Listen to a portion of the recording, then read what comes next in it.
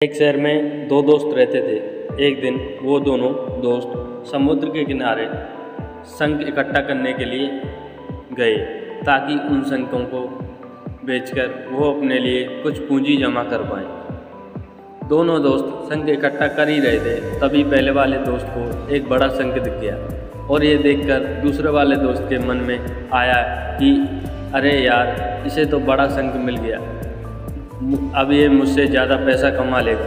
तो फिर उसने सोचा कि अब मैं भी इससे बड़ा शंख ढूंढूं ताकि मैं भी ज़्यादा पैसा कमा पाऊँ।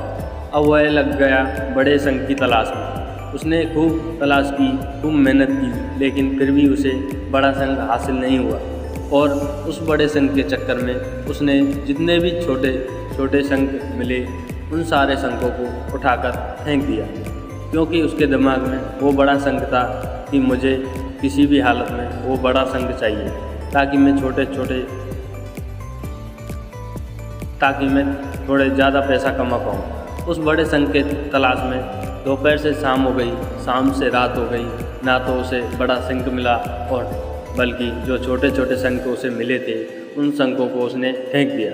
तो उसके हाथ में कुछ नहीं आया और जो पहला वाला दोस्त था उसके पास एक बड़ा शंख था और कुछ छोटे शंख थे।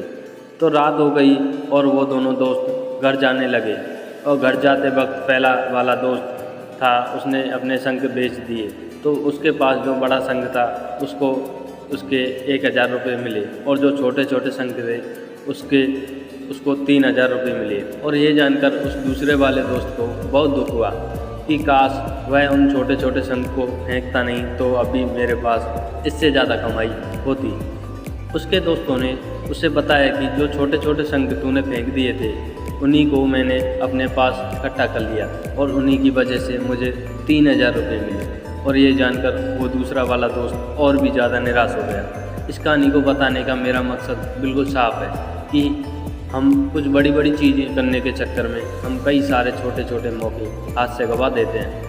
हम दिन बाई दिन लाइफ में कई सारी छोटी छोटी चीज़ों को इग्नोर कर देते हैं, लेकिन ये बात आपको जान लेनी चाहिए कि ये छोटी छोटी चीज़ें आगे जाकर बहुत विशाल रूप धारण